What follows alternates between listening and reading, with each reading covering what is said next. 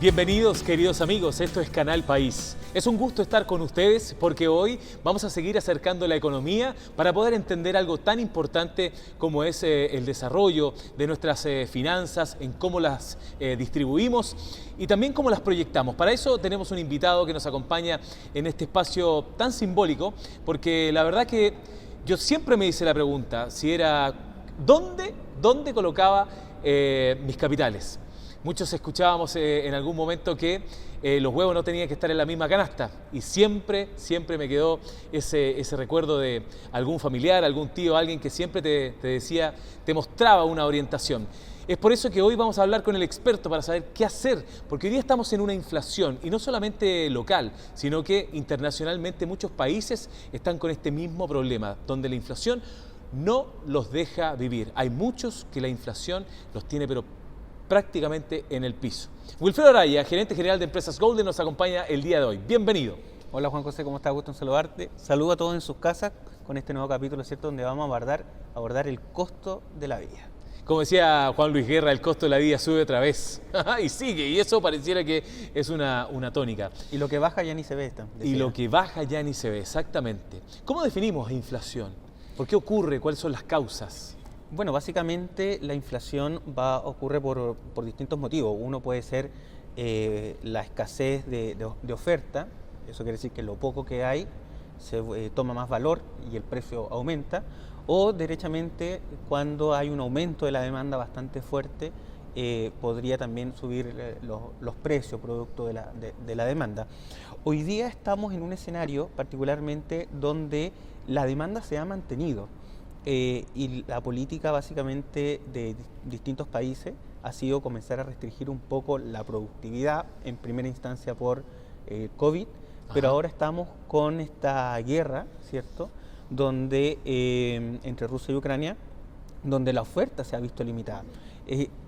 Está el mismo circulante, la gente tiene recursos en los bolsillos, hasta hace un par de meses atrás, con una fuerte liquidez por parte de los bancos centrales y los gobiernos, inyectándole a la economía para poder entregar liquidez, ¿cierto?, a las familias que perdieron su trabajo por el COVID. Entonces, hoy día la gente tenía liquidez en los bolsillos, pero ¿qué comenzó a ocurrir? Comenzó a suceder que la productividad comenzó a caer, es decir, había poca oferta, poco producto disponible para poder comprar, y lo poco que había sube su valor. Lo estamos viendo ahora, ¿cierto?, con este fenómeno mundial de inflación que tiene, ¿cierto?, a país, tal como decías tú, con un gran dolor de cabeza porque en muchos casos llega a triplicar el rango meta de los bancos centrales. O sea, sin ir más lejos, ¿podemos hacer un pequeño ejemplo? Usted que es el experto, te hago una pregunta. Argentina hoy en día tiene prácticamente un 75% de inflación, pero mensual, y nosotros tenemos un 7% anual. O sea, ¿puedes explicar cómo nosotros podemos, en qué condiciones estamos y en qué condiciones están ellos? Bueno, Argentina es el segundo país de la región, solo detrás de Venezuela, con la inflación más alta. Entendiendo también que acá viene dado por un fundamento, primero que todo, de la política fiscal que tiene Argentina, de una fuerte inyección de liquidez y una escasa productividad en distintas industrias, lo que de alguna manera genera también presiones inflacionarias al alza, con una política monetaria que viene dada más a lo expansivo que a lo contractivo, y en ese sentido genera también presiones también de consumo. Pero también, por otro lado, tenemos que en Argentina para este año, producto de esta crisis alimentaria del trigo que hablábamos en el capítulo anterior, hoy día Argentina podría tener una buena proyección de cara a las cosechas. Recordemos que Argentina también es uno de los países importantes de productores de trigo a nivel mundial. Y en ese sentido, hoy día Argentina tiene una buena proyección, pero esa buena proyección también se produce en aumento en el consumo y por defecto aumento en la demanda, nuevas presiones inflacionarias. Entonces, esto se está generando particularmente para Argentina en un círculo virtuoso que le va a costar salir, que necesita medidas por parte del Banco Central mucho más sólidas y que claramente esto podría desbordarse y llegar en torno al 80%.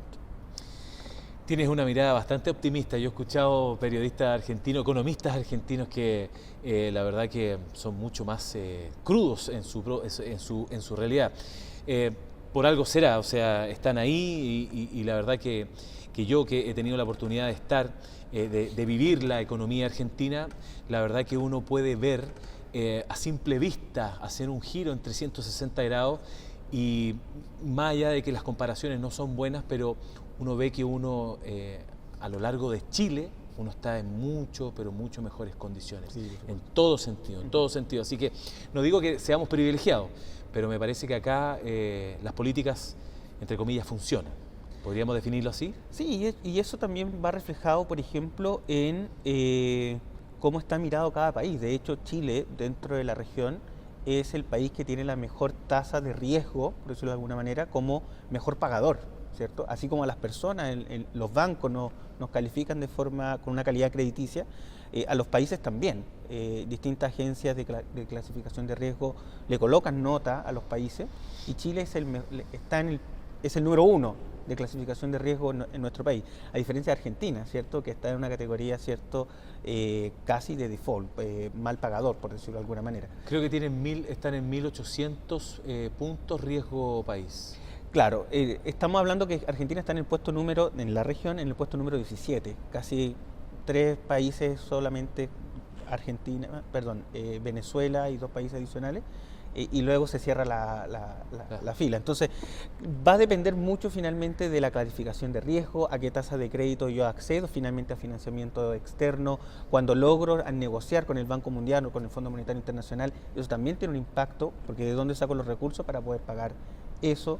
Entonces, finalmente acá hay un marco general donde, particularmente hablando de Argentina, si bien tiene buena proyección, particularmente por la producción de trigo que podría darse, sí claramente esto genera un círculo virtuoso que va a significar mayores presiones inflacionarias, un crecimiento no tan fuerte, pero sí claramente podría significar mejores expectativas respecto a las que se encontraban por lo menos hasta diciembre del año pasado.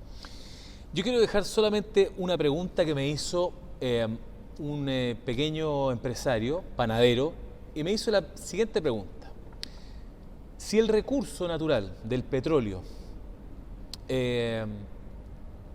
no se está acabando, todavía hay grandes volúmenes para seguir siendo explotado, ¿por qué sigue aumentando si efectivamente, supongamos que debajo de la tierra existen todavía para muchas y muchas generaciones más, si siguiéramos en esta misma línea de consumo de este tipo de energía? Porque eso se me traduce a mí en que después viene la consecuencia que sube el combustible, o sea, por ende sube el transporte, por ende sube el pan. ¿Por qué esa cadena si efectivamente el recurso existe todavía y no está en un... porque yo entendí en un comienzo de que cuando hay poco, suben los precios porque efectivamente hay escasez, pero en este caso no hay escasez. Esa fue una pregunta que me hizo... Sí, importante mencionar cómo operan el mercado commodity para poder entender esto. El mercado commodity opera a través de contratos futuros. Es decir, los precios que estamos viendo hoy día es en relación a la proyección de consumo que podrían darse en 4, 5, 6, un año más.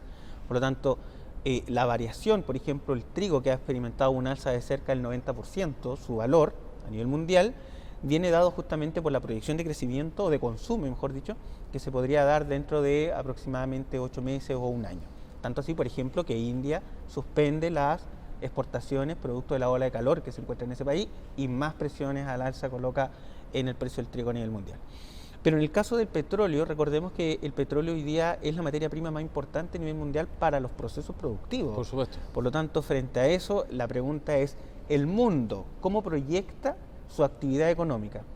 Y en relación a eso se define el precio del petróleo. Ahora bien, hay un escenario bien particular que hay que comenzar a ver, que si bien hoy día tenemos aún procesos y abastecimiento de petróleo para seguir produciendo y que el mundo siga produciendo, el mundo va a comenzar a girar desde la producción de petróleo a energías renovables. Chile hoy día es pionero en eso, es el primer país de Latinoamérica en emitir bonos verdes o bonos de energía renovable, triplicando la recaudación de lo que había emitido el Banco Central, y bajo esa mirada va a empezar a migrar el mundo. Tanto, por ejemplo, que la guerra que estamos viendo actualmente es una tremenda oportunidad para países, por ejemplo, como España, donde tienen la posibilidad de desarrollar plantas fotovoltaicas, energías renovables y dejar de depender justamente de Rusia. Eso significa que ya no va a haber tanta producción y que Europa podría abastecer de energía a través de otras fuentes de energía, como por ejemplo la solar o cualquier otra renovable. Entonces, en palabras sencillas, yo tengo que quiero apurar la venta porque sé que se me va a empezar a ir claro, el mercado de mi consumo, de mi producto. Por supuesto, y necesariamente hay que ir a buscar otra energía. Hoy día el mercado de energías renovables no convencionales son justamente por donde deberíamos ir el camino, y es donde justamente los bancos centrales están adoptando, como por ejemplo estos bonos verdes que coloca Chile sobre la mesa. Son preguntas que nos hacemos porque es necesario cuestionarse el por qué pasan las cosas, si no, muchas veces nos dejamos y quedamos a la deriva de que otros piensen por ti. Lo importante, a eso te invitamos, a que te hagas una pregunta sencilla y acá lo más probable es que te ayudemos a responderla. Wilfredo Araya, gerente general de Empresas Golden, te despedimos y a ustedes siempre los esperamos. Esto es Canal País y en este gran proyecto País.